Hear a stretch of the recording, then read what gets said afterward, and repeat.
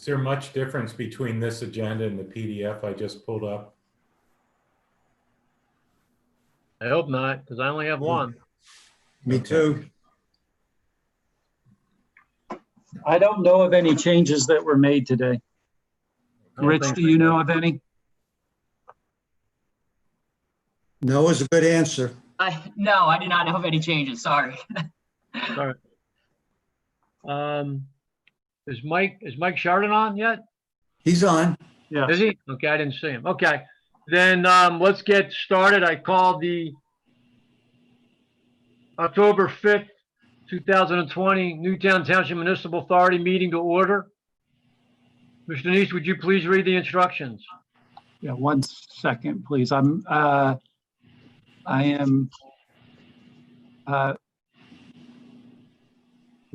hold on a second.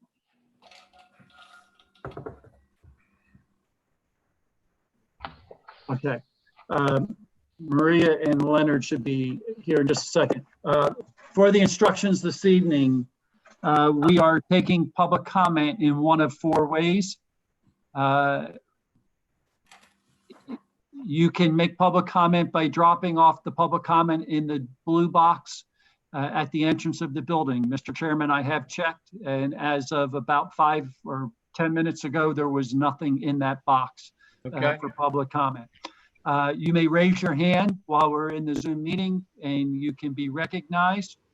You may make it, if you are on the phone and you're in the Zoom meeting, you can use the instructions to raise your hand there. If you don't know the instructions, you can send us an email at publiccomment@newtowntownship.org.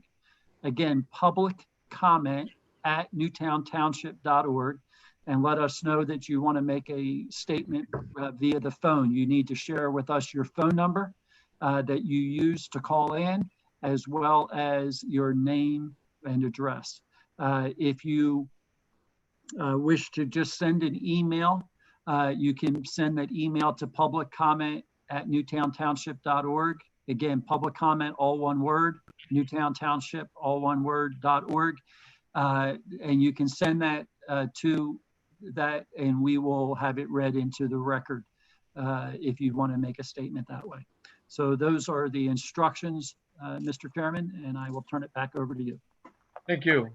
Let's go to roll call. Mark Kay, Here. John Weaver, Here. Maria Kane, Here. Tom Smith. Okay, not here. Operations Manager Stephen Neese, Here. Counsel J. Michael Sheridan, Here. and Engineer Mr. David Porter. Here. Thank you. So I'll take a second here and let's do the Pledge of Allegiance. I pledge allegiance to the flag of the United States of America and to the republic for which which it it stands, stands, one nation, under under God, indivisible, with liberty And justice for all. Thank you. Everyone's had a chance to take a look at the agenda for tonight's meeting. Do I have a motion to approve the agenda? Motion to approve the agenda. Do I have a second? Second. All in favor, say aye. Aye. Thank you. Everyone's had a chance to take a look at the minutes from the September 8th, 2020 meeting. Do I have a motion to approve those minutes? Motion to approve the minutes of September 8th. Do I have a second? Second. All in favor, please say aye. Aye. Aye. Thank you. Don't have any announcements. Do we have any public comment, Mr. Neese?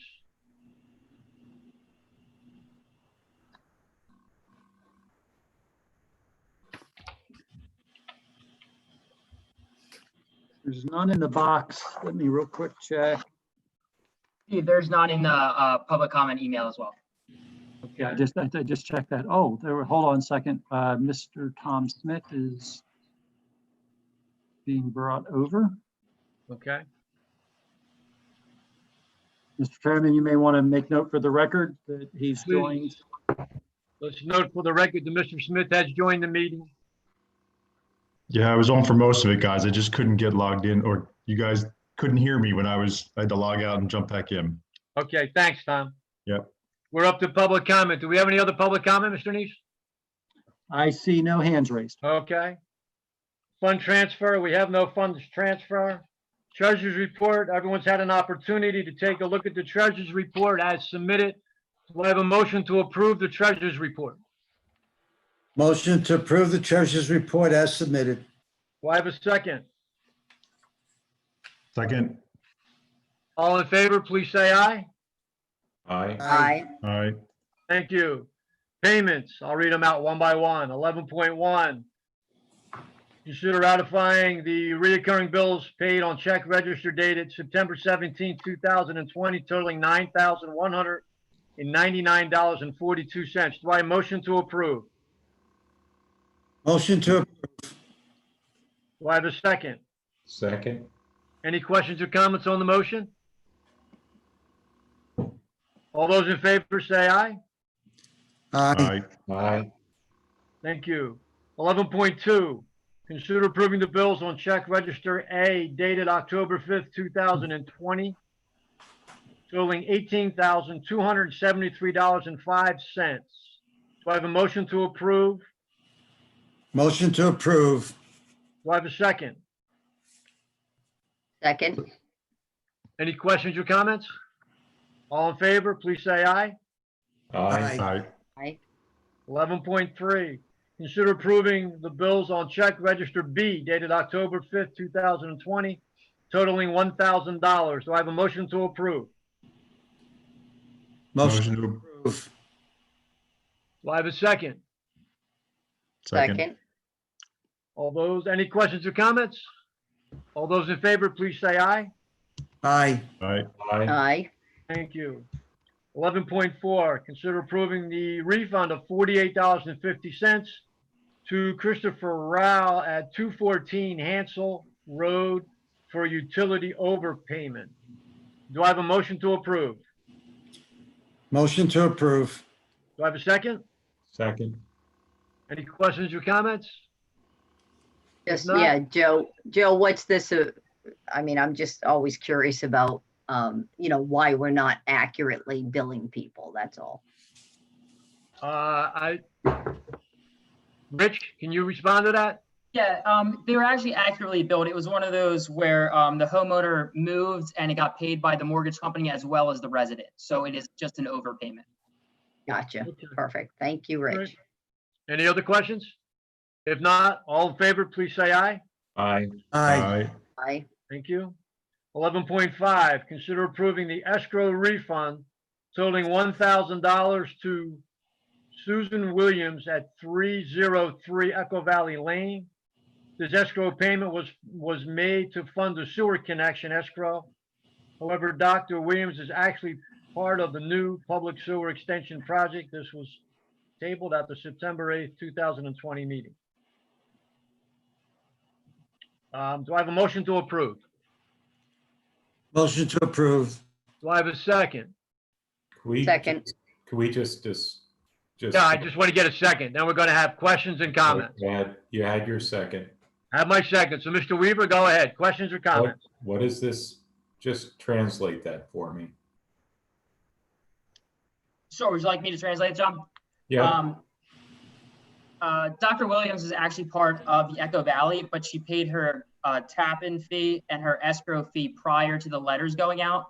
So she actually paid $1,000 at the old fee schedule, but she has recently submitted her tap-in fee as well as her application fee in the correct amount for the Echo Valley neighborhood.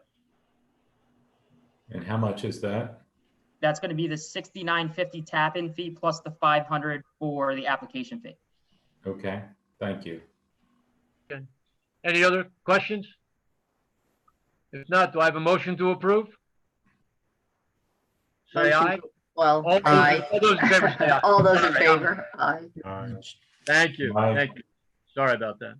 That's okay. 11.6, consider approving the payment from the bonds totaling $822 to Michael Sheridan for professional services associated with the 537 public sewer project build out. Do I have a motion to approve? Motion to approve. Do I have a second? Second. Second. Any questions or comments? If not, all those in favor, please say aye. Aye. Aye.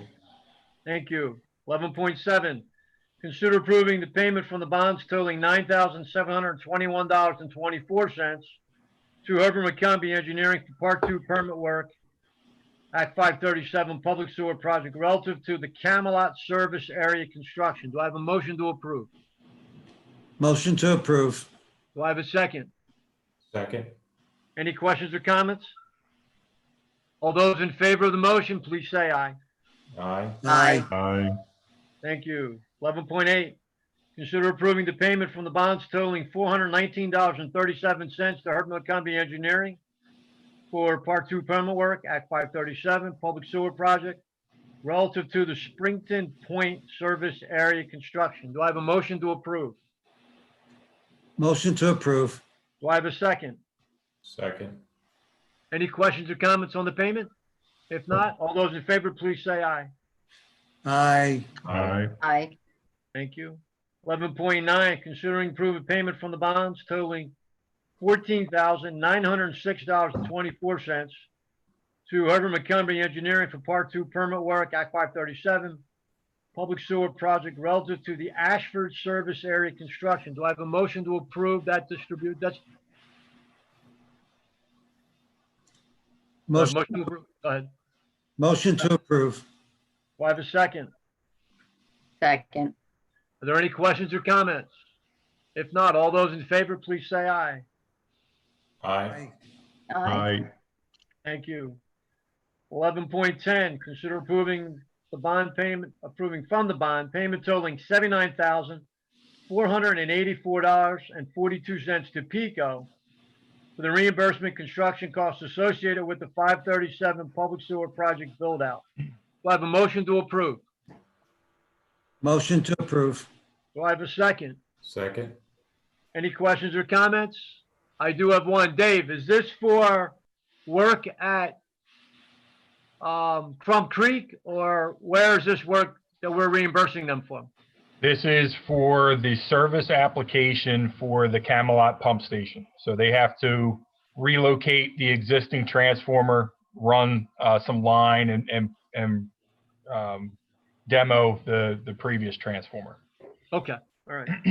Was this, Thank you. this is Tom, was that in the original plan, or this is Yes, something that's that come is up? part of Yep. what we budgeted for overall PICO costs.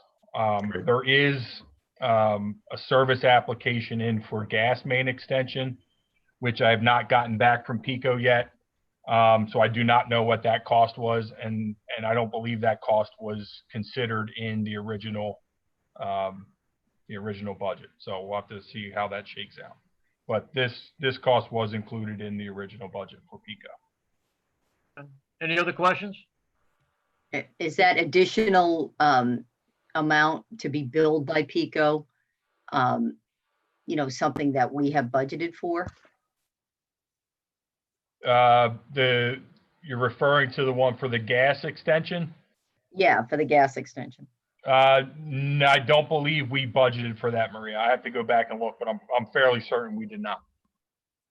So how is that going to fit into our kind of the excesses that we had included, So into the contingency. a cushion for Yes. ourselves. I'm assuming It'll be well it's within that. well within that. Yes. Okay. Yep. All I right. assume that'll come up as a separate line item down the road for us to. Correct. Yes, that's correct, Tom. And we can question it there. Great, thanks. Any other questions? If not, all those in favor, please say aye. Aye. Aye. Thank you. Engineers report, Mr. Porter. Okay, I'll begin with the sewer project update. As you know, the letters have gone out and connections have begun. As of today, we've had 58 applications that were submitted related to the Ashford service area connections. 31 have been approved, and we have just about a handful of folks that have been connected or have started construction to connect.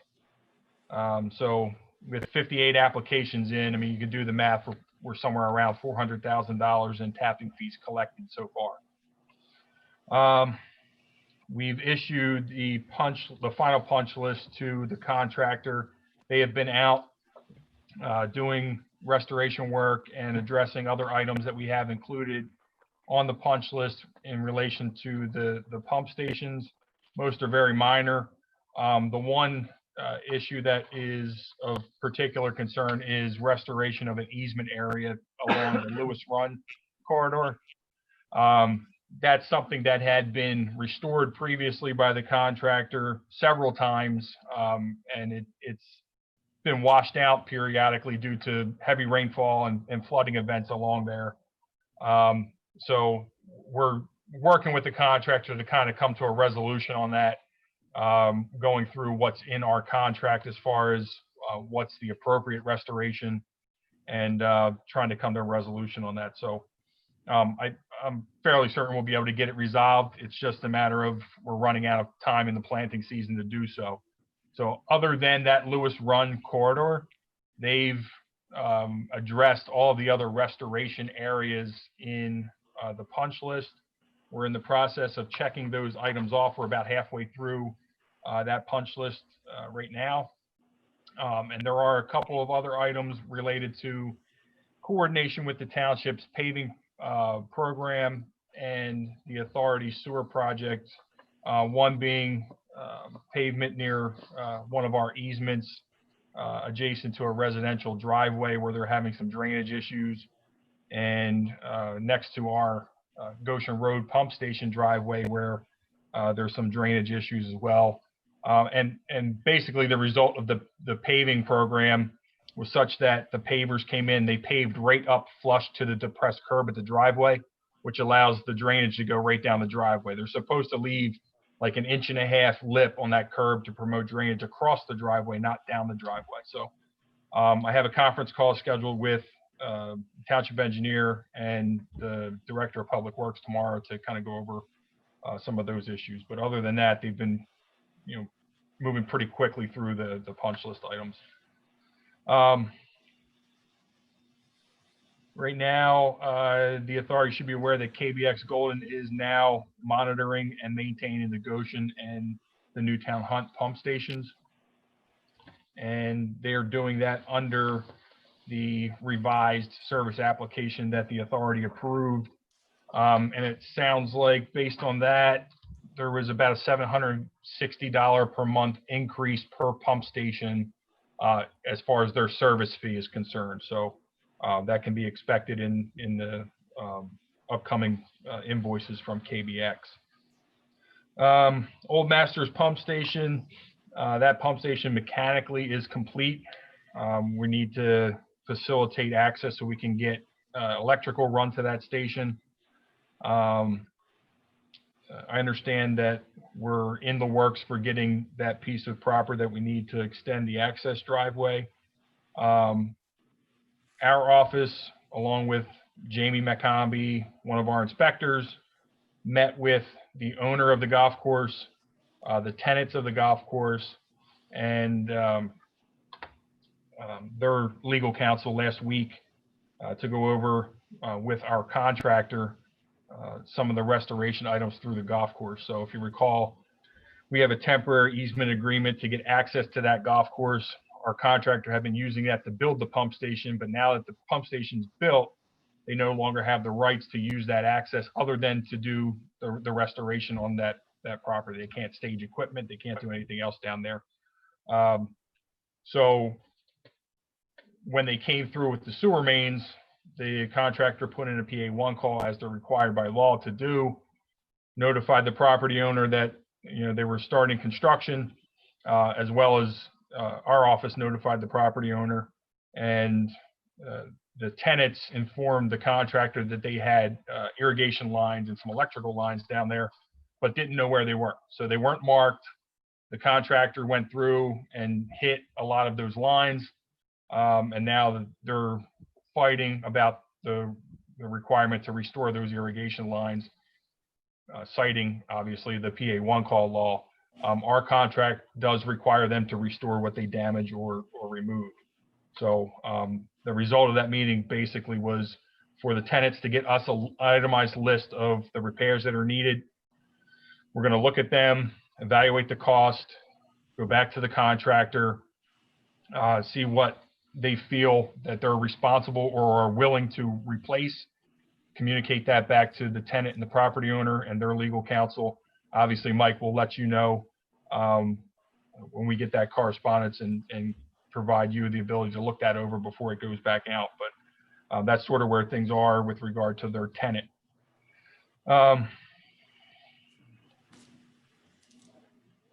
Dave, I'm just not sure why, we aren't, I mean, I know it's up to the contractor to follow through on this, but I mean, given, the history with this particular property owner, why aren't we kind of almost ahead of the curve? In other words, making sure that the one call was made and that those, utility lines were dealt. We did in fact do that. They did put the one call in as they're required. We did notify the owner that we were starting construction. But nothing was marked, is what I'm saying. Right. And, nothing obviously was for a because, golf course, we'd have to assume there's underground water source. Sure. For irrigation. I mean. Absolutely. It just, anything that seems to, could go wrong with this particular property owner seems to go wrong. I don't disagree, Maria. They are required to repair as part of our contract, and they did not do that. I've contacted them several times. I've put it in emails and writing to them several times to do that. They haven't done it. So. Yeah. Okay. Okay.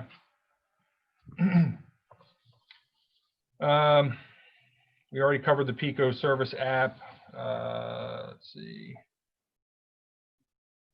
Camelot Pump Station, we're coordinating a temporary shutdown for the existing station so that our contractors can make the physical connection of the proposed force main to the existing force main. That's anticipated to occur over the next week or two. And lastly, as a follow-up to the last authority meeting with regard to Hunter's Run, the landscaping quotes that the authority, from what I recall, authorized the homeowners association to engage the private landscaper, provided we have something in writing from our contractor that, they're okay with us giving that portion of the contract away. I did email the contractor. They emailed back and said that they were fine with us giving that to that property owner. I did not hear from the association as to whether they've moved forward with that. I will follow up with them, but I just wanted to make the authority aware that the contractor, in fact, did okay that, and give Mr. Sheridan the opportunity to weigh in as far as whether there were any other additional requirements or issues with regard to that before I follow up with the association. Just on that point, David. Sure. Remember we talked about the release and waiver, Yes. that we're not going to be responsible. The authority will not be responsible for any landscaping issues associated with restoring the property since we've been in there. Right. And that needs to be approved, I understand, by the board for the Hunters Run Owners Association. Okay. But that is a requirement. Okay. Is that something you want me to facilitate from them to get you that information, Mike? Or if they have committed to this plan and done so in an official manner through one of their monthly board meetings, then I will just prepare it and send it off to them to be signed. Okay. I'll follow up with them tomorrow morning in an email just to find out where they stand with everything. And then I'll pass the information along to you. Okay, thanks. Okay.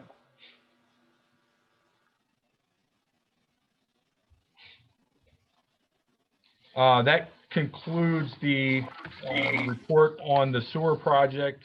If there's any other questions by the authority, be happy to answer. Otherwise, I'll move forward with the rest of the engineer's report. Do you have any questions? Okay, Dave, keep going. Could I ask something, Joe? Sure. Even though I'm not a board member, could No, I go be ahead. provided a copy of the punch lists that are being prepared so that to help me understand the scope of items that remain to be completed? I don't know whether the board members would want any of those as well, but just it's sort of like a scorecard to see what's going on at this stage of the project. Okay, certainly. Yeah, I think that would be great to circulate that if that becomes available. Sure. Okay. Anything else? Okay, Dave, on the Muirwood. Okay, Muirwood Hills dedication. This is something that was before the authority, back before the COVID shutdown occurred. Mike, you probably recall they submitted deeds of dedication, a plan, and 2 legal descriptions with regard to dedication of the sewer and the easement through the Muirwood Hills development. And that's so that the authority can take control of that sewer main to connect in the folks up at Dogwood Lane and Dogwood Circle. It's really about 7 or 8 homes up there that abut the back of the Muirwood Hills development. I reviewed the plan of the easement. I had a concern. I shared that with the developer's legal counsel and copied Mike on that. There's real close proximity of the existing sanitary sewer to the edge of the sanitary sewer easement. And for the board's visualization, that easement is coincident with the road at Muirwood Hills development. So it's basically back of curb to back of curb, and the sanitary sewer main runs in the road. But whenever you have a curve in the road, the sewer main gets closer to the curb. And there's a couple of areas where it does that, and I expressed concern. Their legal counsel forwarded a document of declarations and covenants that each unit owner over there has to agree to when they purchase their condo unit. And I'll let Mike, I don't know if you've seen that yet, Mike, or not, being that you were out last week. But Greg Edelman did forward that along.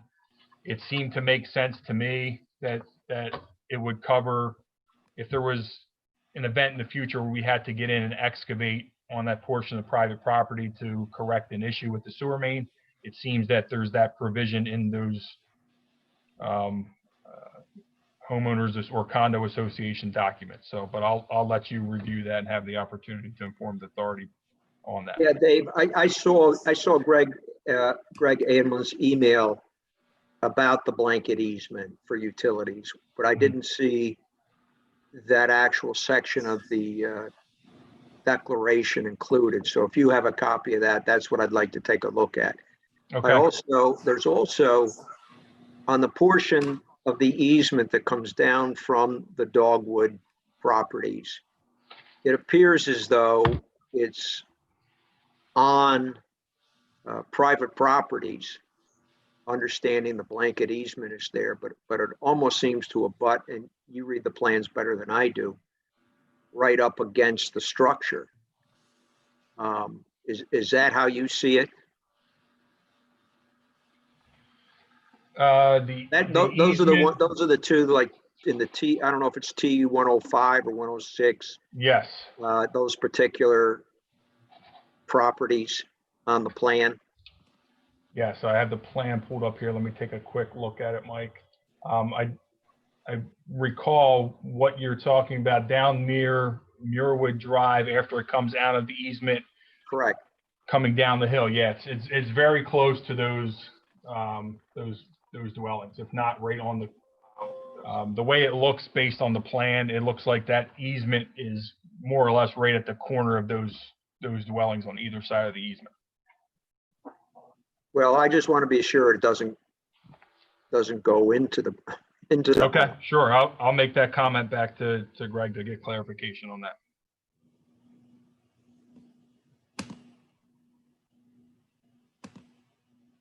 Okay. Any And other those are questions? for, Go well, ahead. just, I mean, those are completed homes, like, you know, the homes are already there. Yeah, Or is correct. it, yeah. Correct. Wow. Yep. Any other questions on the Muirwood Hills problem? Okay, let's go to Dunwoody. Dunwoody Village has submitted water usage information to me with regard to their grinder pump. If you recall, they're desiring to install a grinder pump so they can solve blockage issues and backup issues into their basement. They forwarded a spec to me for a grinder pump that appeared to be relatively large for what they needed. So I asked them for water usage data. We would need that regardless to substantiate whatever the pump is going to handle. They've provided about 7 months worth. They're going to give me another 5 months worth, and then I'll take a look at it and respond to them. However, to date, we've only been looking at this and working with Dunwoody Village kind of through our SR2 maintenance budget because it kind of stemmed from the SSO that occurred. In talking with Joe Sweeney, we should recommend some dollar amount to Dunwoody to offset our professional fees, which I will do when I follow up with them this week. Culbertson Elementary, we've reviewed the grease trap calculations and the alternate lateral design, which were acceptable. We have conducted the lateral inspection out there.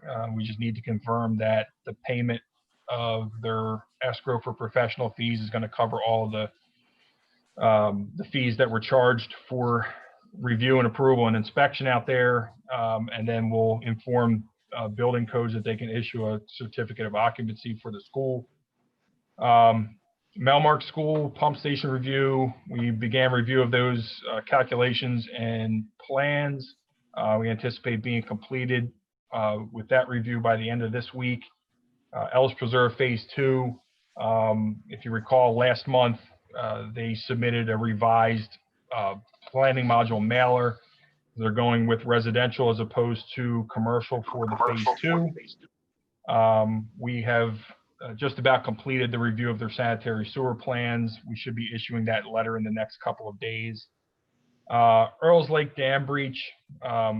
We met with their engineer several times and issued several comments to them with regard to the plans that were provided for our review.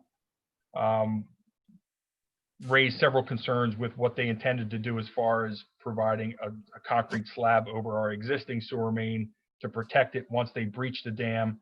The concern was that concrete slab was going to essentially act as the bottom of the stream. So they revised their design. They're going to concrete encase the sewer main. They've also televised the sewer main pre-construction. They're going to do that post-construction as well and give that information to us. They've agreed to notify us as the authority prior to them starting work, so we have the opportunity to go out and do inspections. And right now I'm working on some minor details with them as far as revisions to what they're proposing as far as the concrete encasement. Other than that, they seem to have been addressing our comments. We did have a pre-construction meeting with them last Monday where the director of dam safety from the DEP central office was there and has been trying to work with them to get access to that dam breach area.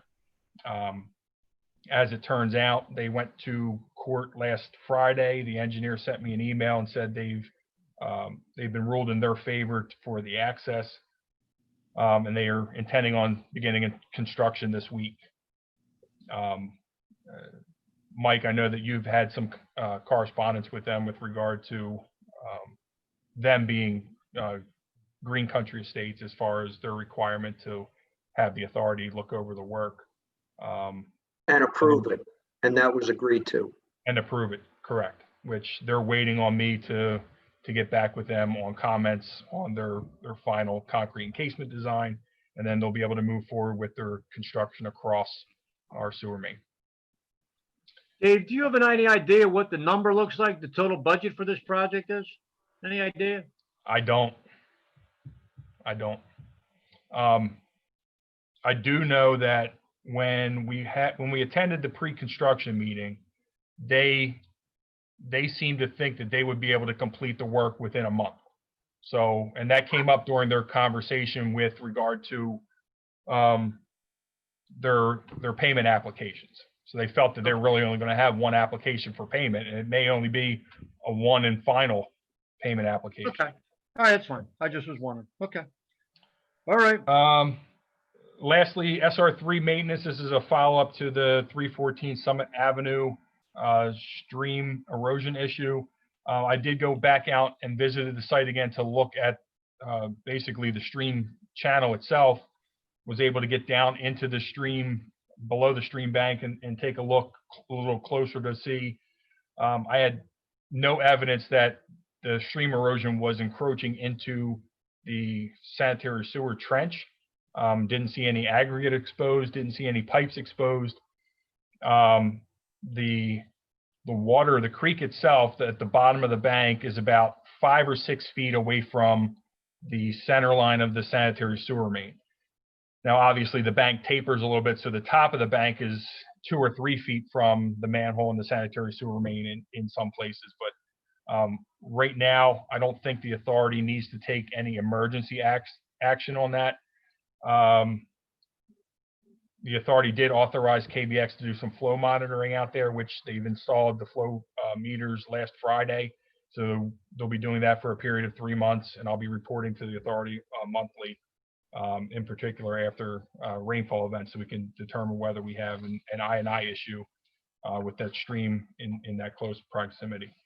Other than that, that concludes my engineer's report. Okay, thank you. Old business, 20 Walnut Street. Rich? So, if the board recalls, Mr. Daniels from 20 Walnut asked to have a meter put in on his well back in 2016. In 2019, Mr. D'Annunzio contacted our office and said that he had installed it. He is now looking to have his bill adjustment from the previous years, which would be 2016, 17, 18, and 19, based on his average usage. I put together 4 different options for the board and shared them with Mr. D'Annunzio, who I believe is on with his hands raised at the moment. If the board would like, I can read the 4 different options that I put together. Please do. So currently, if the board takes no action, Mr. D'Annunzio's bill is $4,011.47. The first option I put together was using his average of 7,800 gallons per quarter instead of the well rate that was charged for those years. That would lower Mr. D'Annunzio's bill to $1,725.79. If the board would choose to use his average and forgive his penalty because he has not made a payment since 2018, that would lower his bill to $1,373.26. And last but not least, since there wasn't a payment since 2018, the authority actually started taking legal action against Mr. D'Annunzio, which added some court fees onto it. So if the board would choose to use his average, forgive the penalty, and also forgive the court fees, that would lower his bill to $1,231.41. And those are the 4 options.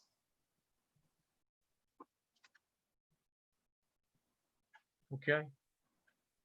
Members of the board, we've had this on the table for a fair amount of time.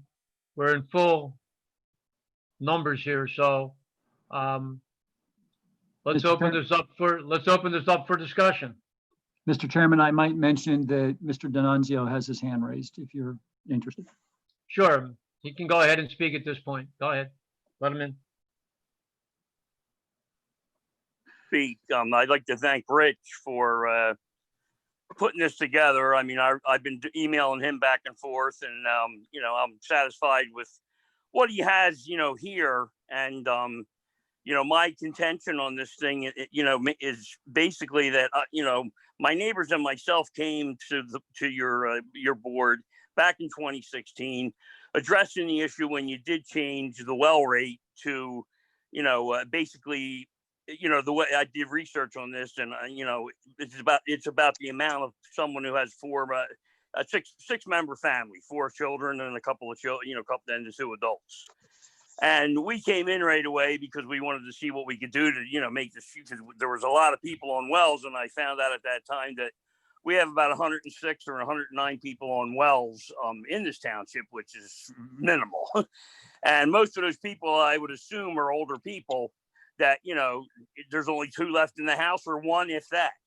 But in any case, we started the ball rolling as far as getting the meter done. And then I could no longer attend the meetings due to my health and different family issues. But my neighbors, they did continue, but I didn't stay in touch with them.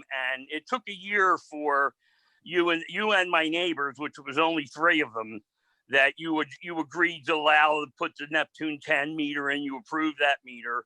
That was in August of 2017. I mean, I'm just going back on reviewing this now. And, so over the past few months, actually, a few meetings. But in any case, in 2017, you allowed that meter to be installed, and I got no information about it whatsoever. I mean, it's kind of like you, the board, were relying on like neighbors to tell me about it. And I'm also concerned about the other 102 or 3 people that have wells that haven't been offered, like a correspondence should have went out to them, which I know it didn't, to let them know they can put meters in and, get an accurate reading, because some of these people might be just like me and my mother, 2 people in the house, and they're paying for a six house situation and they don't know any better. And then you might have people who the family died off and they decided not to sell, but they rented the house, and there's 3 families living in there. And those people are using, who knows, 300,000. Mr. D'Annunzio, I appreciate this, but right now I'm going to stay focused on one thing. Okay, well, all my comments on the 4 proposals. That's what I want to hear. That's really all I have right now. Okay. Well, I'm just concerned about the other people. I understand that. I understand. But in my situation, I mean, my thought here is that I wasn't informed when the meter was approved, as no one else was, and that's why I don't feel I should really have to pay a lot of these penalties. I mean, I'm willing to. I already sent a letter a while back and said I would pay $1,200 to resolve this thing and be done with it. Now that I'm looking at these numbers, I mean, I'm certainly willing to pay. I mean, my actual usage, like Rich has come up with, is around $1,200, which is what I figured. I'm using about $300 a year in sewer rent. And, so in any case, the next one coming up is almost $1,400. I mean, me being disabled, my mother's, on a fixed, very low income, no pension or anything. I would, I'm just asking the board if you could please consider allowing me to, pay close to what I actually use, and maybe, some of these fees on top of it, but not to the point of the third, the one that's $1,700. That's just, I don't think that would be fair to me. I mean, I'm looking like I would be willing to, without a doubt, to pay like the $1,373.26 if you guys would approve that, and and I would be in, I'm asking that if you could at this particular time. Are you prepared to pay that in the next few days? Yeah, I can write a check for that amount. Okay, that's all I want to know. Okay. Yep, I can. All right. Is there anything else you want to say at this time? No, that's all. Okay. I just appreciate your help and cooperation with this. Thank you so much. Thank you. Thank you. Members of the board, you've heard the analysis. This has been an ongoing discussion for numerous meetings. I open it up to comments from the board. We have 4 options. Questions, comments, please. Rich, can you show us on the screen the $1,300 option, which he's willing to pay? Sure. It's just, I can't maneuver it because you're in control. Rich, is the 13-1 with penalty? The 1,300 is, it's without penalties, but with the court fee still there. Which is what I think is appropriate. That seems very fair. No, you had it on the bottom, Rich.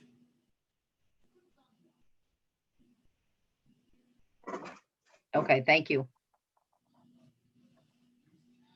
John or Tom, do either of you have questions or comments you'd like to put in at this time?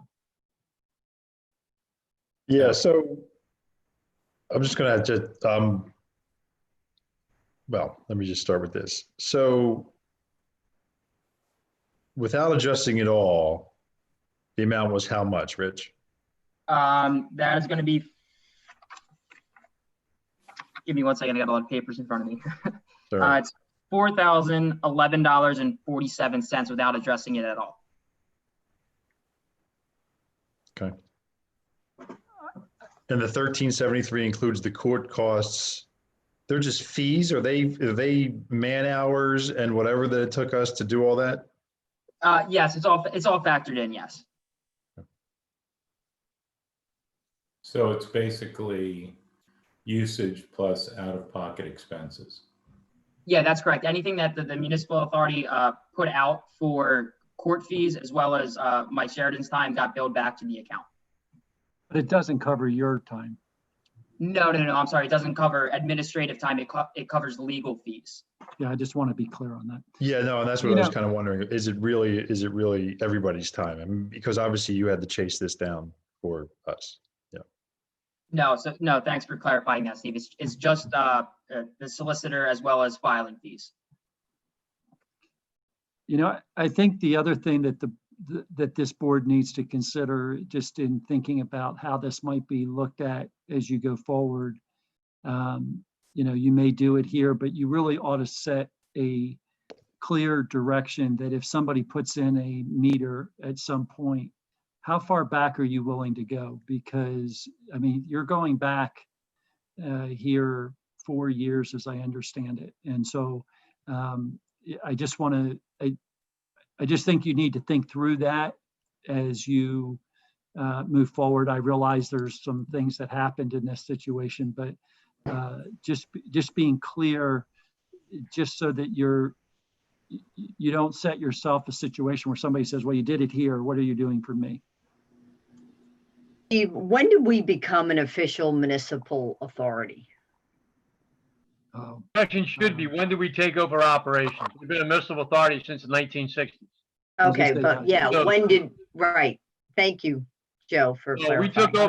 We took over operations in 2018, right? I believe it was. 2018, January 1, 2018. I believe that's the date. No? I think it was 16. I think it was 16, but Council, Mike there? He's on mute. He's on mute. You're on mute, Mike. You're asking the year we became an operational authority? Correct. yes. 2016? Yeah, off the top of my head, that's what I would think, but it's either. Okay. It seems right too. I'm just thinking that seems to make sense to not go back prior to that date, you know. Well, I think that's even excessive even in that context. Well, I think we should, I mean, we'll limit this at the appropriate time and we'll figure out how to do it by council's advice, but I think we should be limited to 12 months.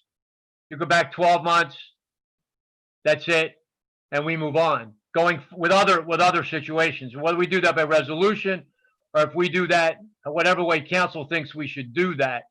But I think, Steve, I think you're right. We should establish a defined look back period that we're willing to do if someone wants to go ahead and put a meter system in. But let's stay with the issue at hand right now. Right, and Joe, I think it makes sense to justify going back a little bit further in this particular case, since he did put us on notice that he was seeking to put the meter in. Yeah, but he never did. Back in 2016. Right, but it was never done. Right. There was plenty of knowledge and information given. It was not done, but let's stay with it. So we have 4 options. Let's talk about the 4 options. Let's make a decision on this, and then we can make a decision on as a global picture once we're done. So do we have any? I would just add, the one component I would add is this resident, that first off, the rate was set based upon the Municipal Authorities Act and what's permitted to determine the gallonage per EDU. This was not some random number. It was not, it's not a number that is exactly the same for every property, but you can't do that. And so that's where that figure came from. Number two, this person has made a decision not to pay his sewer rents since what, 2018? And when he first came before the board, him and another gentleman were talking about this and intimated that they weren't going to pay because they didn't like it. And that's how they suggested it be dealt with from their perspective. And I think that should be kept in mind, as well as the fact that if somebody's not going to pay their bills without the approval of the authority based on some hardship, if they're not going to do that, then it's a bad precedent, as I'm sure you appreciate, to waive penalties and interest because it encourages that. Those are my thoughts. John and/or Tom, anyone else? Any other comments? No, I mean, I know we discussed briefly the time from Rich's point of view. If we calculated and took the penalties with it, that would help offset some of the costs incurred by Rich and the staff to calculate and to meet and to calculate what these numbers look like, which is another roughly $375. If my math is right. That's not a real reflection of his time, but it's some compensation for that if you want to look at it that way. Yeah, I'm not sure we look at it that way, and here's why. Because then it becomes some number of how much it took us to work to get somebody to pay their bill, right? As a precedent. Okay. I'm feeling like there should be some discretionary penalty that we can impose that allows the door to be open for us to modify that according to circumstances.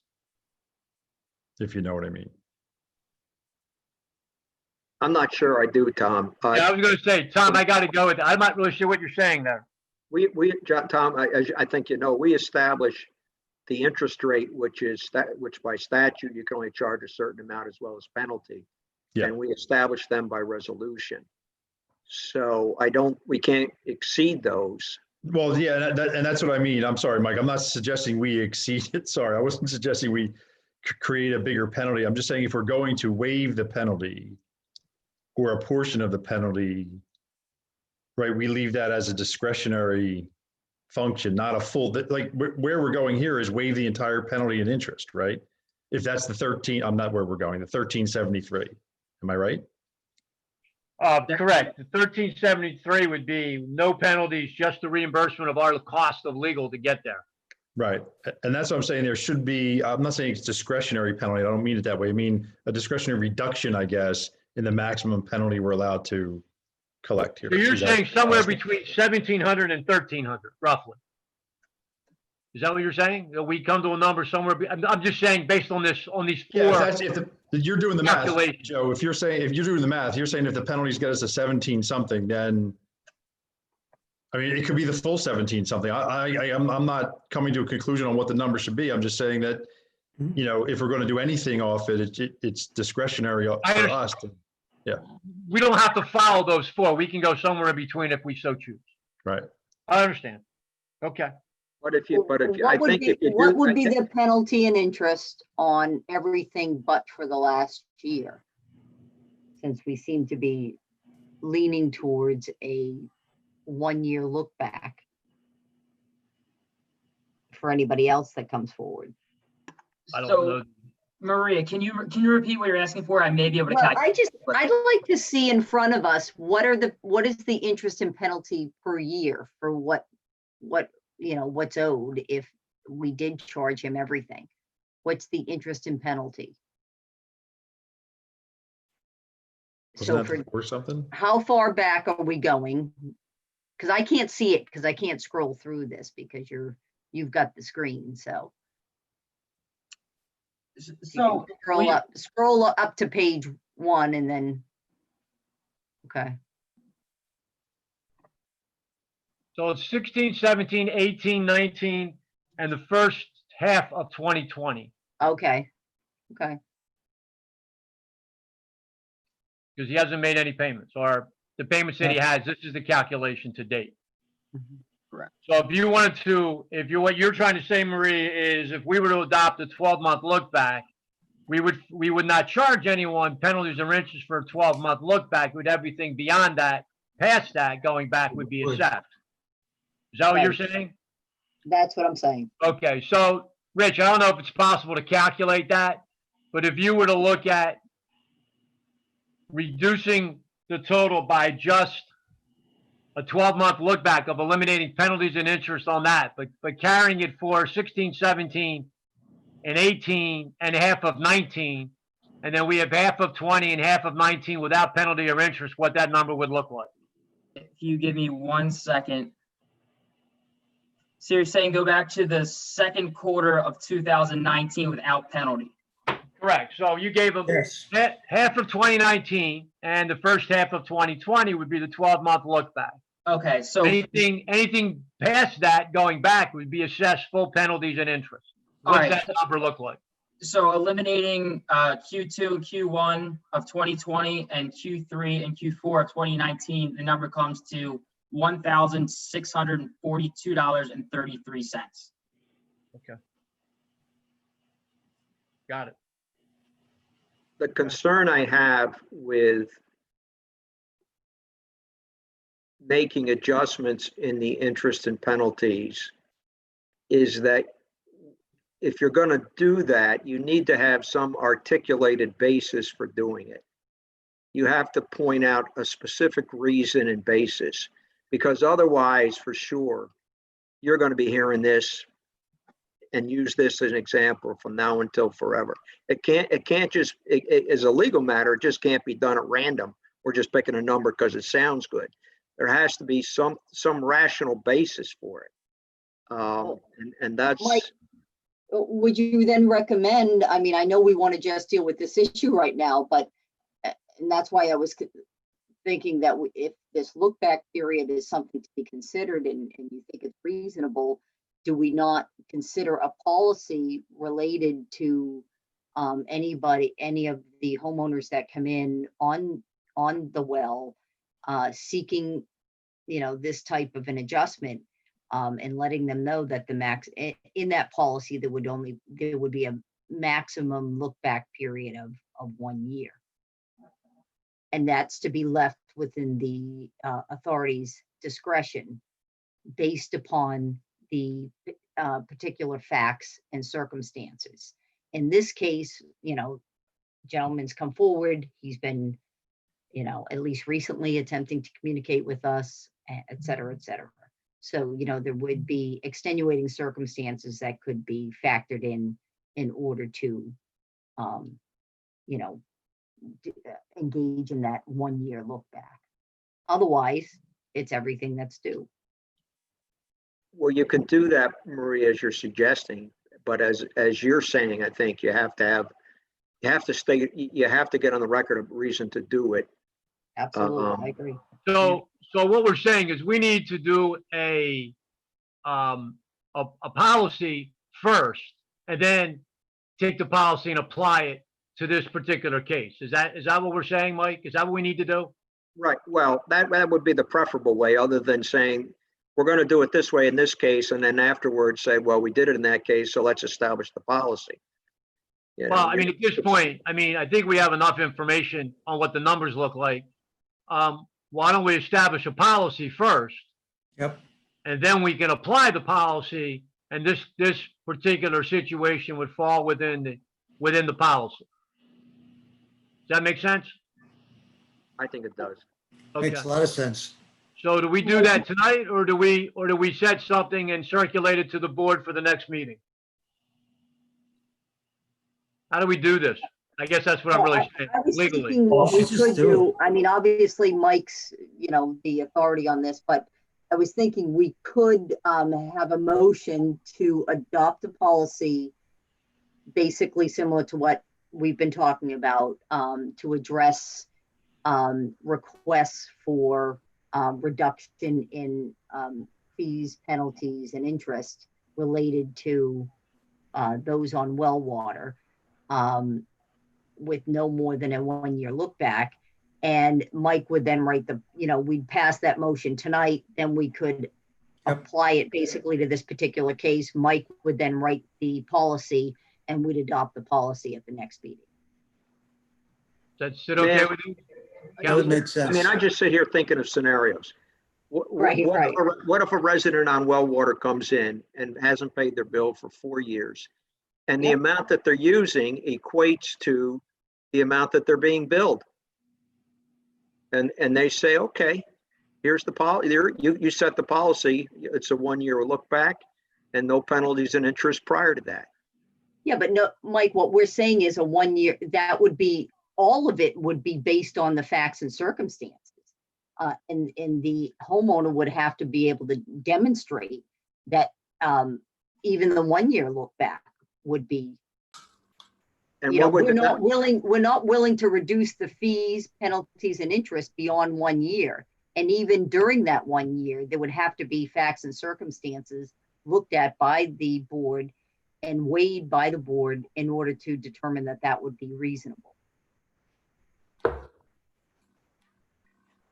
And that comes back to, well, then with this case, what are those facts and circumstances that you're basing the decision upon to waive those things?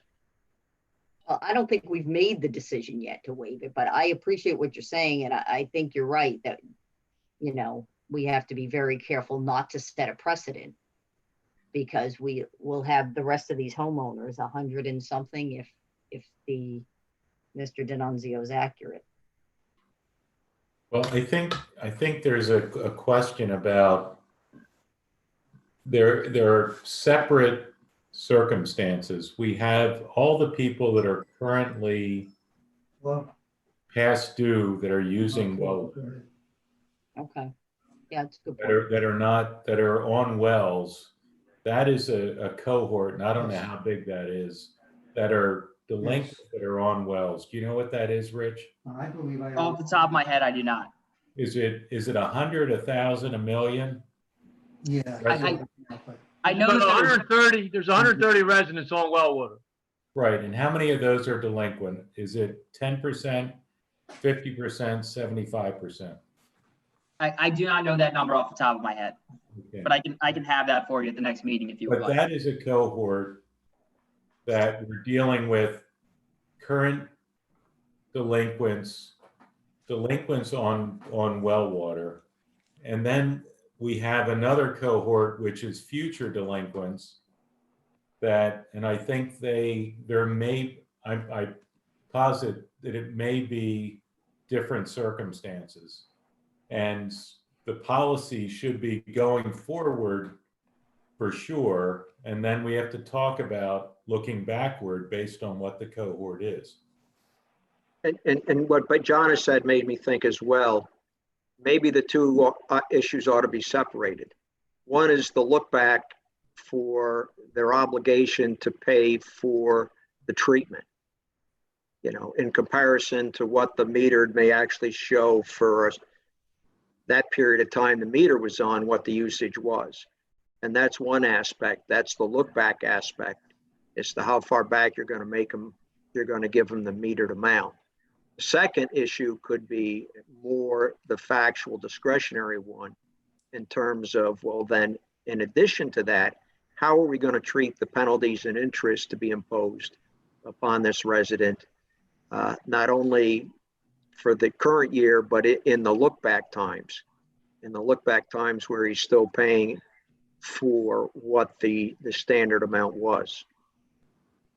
And I think we need this. I think Rich needs to do, and I'm sorry to do this, Rich, but every meeting ends with you doing something. But I think we need to, before we make a rule here tonight, we need to know how many people on well water are delinquent today. Because it affects, we're looking at a finite number, and we should know what that number is. Because it's not just this resident, it could be It could be anywhere from 10 to 10, 15, or 100 people that we're talking about.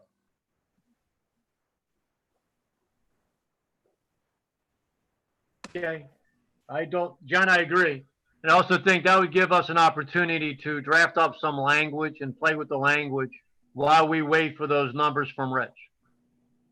And he's actually working on it right now, and he's going to be done in the next 10 minutes. That's kind of funny you said that because I just remoted in. I was watching. But I think Okay. it should not be done in the heat of battle. Yeah, No, I get it. I agree. I think what we do is Rich, take your time and look at that. We can then look at, Mike, we can take a look at some language, draft up some things that just kind of give us a look at some language that kind of covers some of the points, and we don't rush to make a decision tonight. And then we can address this the way it should be addressed to protect the authority going forward, well into the future. No pun intended. Yeah. Yeah. Anybody disagree with that? I would make mention, Mr. Chairman, that Mr. D'Annunzio has his hand raised again. Okay, go ahead. Let him You want me to in. bring him on? Sure. Okay.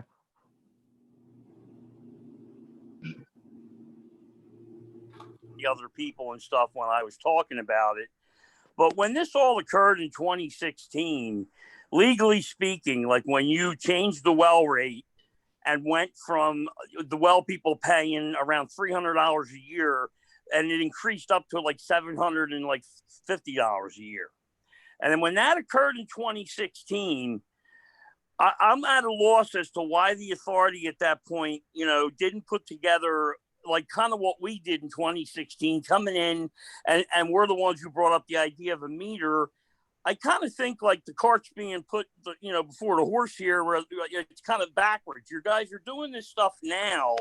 When I think legally, and this is a question again, like I said, for Michael Sheridan, it should have been done when you changed the well rate, and you could have eliminated all this rigmarole with me and with future people. And if you have a high number of well people that are delinquent, the reason why is because the bill went from 300 to 750. Understandable, but should the board have sent correspondence to the people on wells, looked into the idea of meters, offered that to all the people on wells, and then gave them an ultimatum?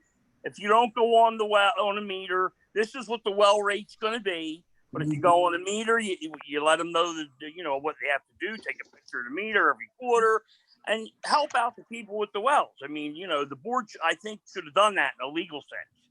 Is that accurate, Michael? No, there's no legal obligation for that any place. Okay.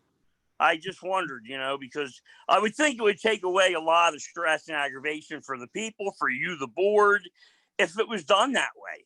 If everyone that has a well got offered, put a meter in. The cost is like, $400, with the permit and everything. And a lot of people would probably have done it, and you wouldn't have to be worrying about how many people are delinquent now, and it's all just a can of worms. We're not really worried. We're just trying to get the facts. So, well, yeah, I understand that, but it just seems like it became a mess.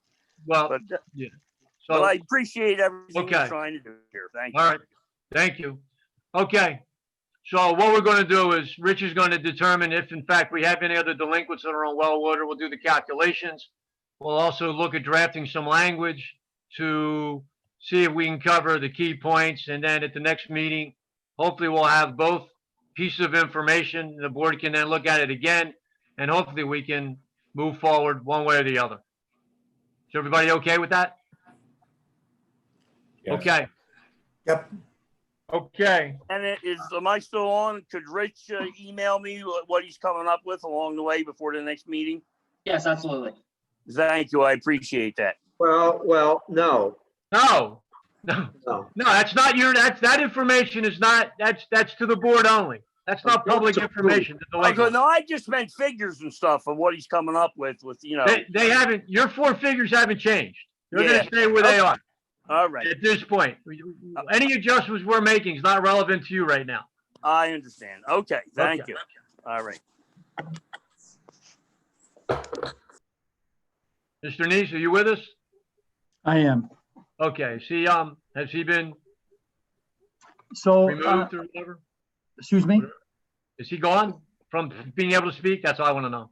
Yeah, he's no longer, Okay. Okay. I'm just having trouble getting it to go back. No problem. I don't see anything else for old business.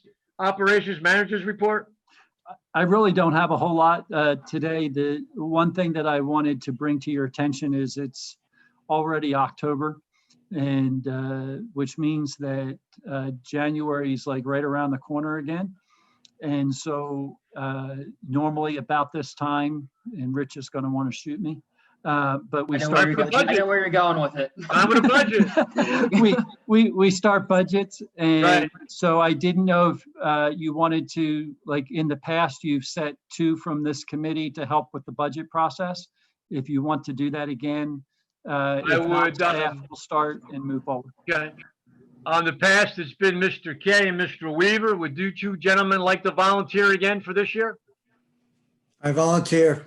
I can't think of anything better. There you go. Good to hear that. Thank you very much. That's perfect. Thank you. Okay. So our budget committee will consist of Mark K and John Weaver. You can communicate and coordinate with Rich and Stephen on this. Okay.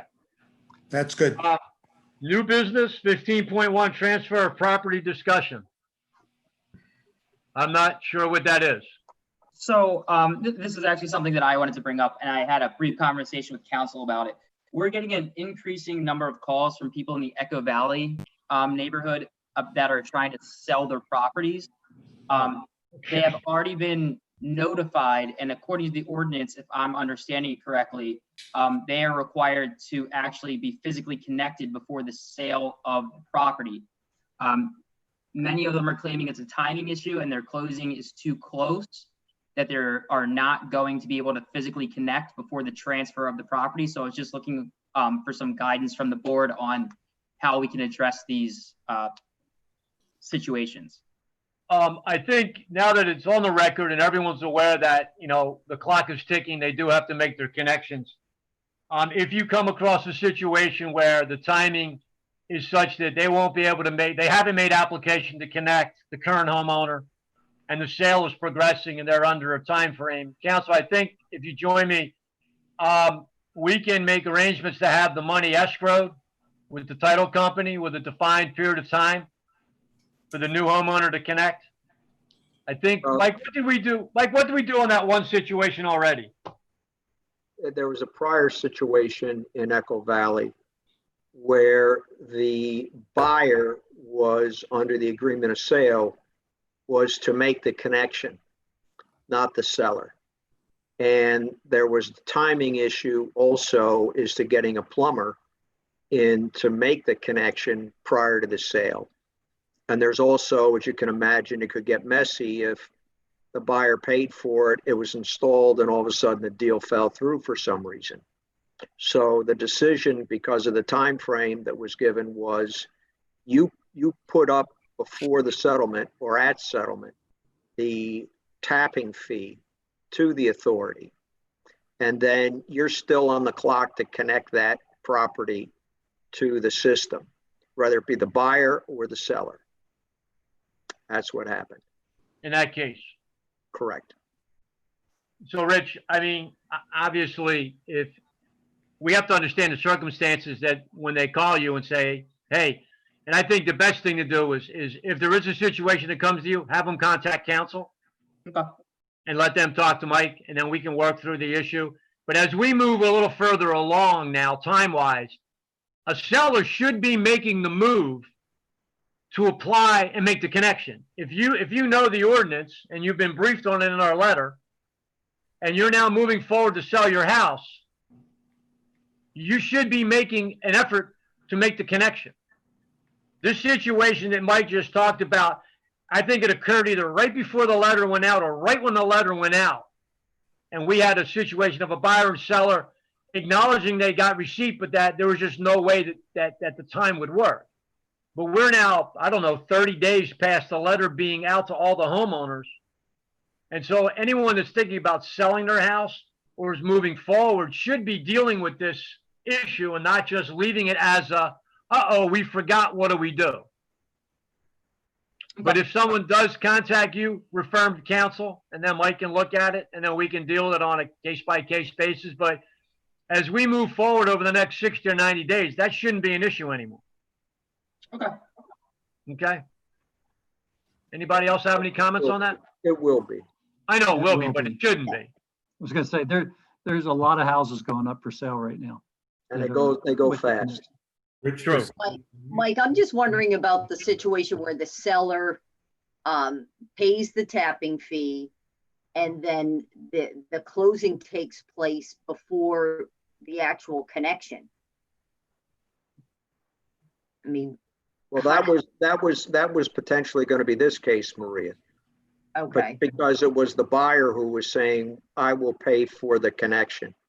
yeah, I will get the plumber, I will get the permit, I will pay for the connection.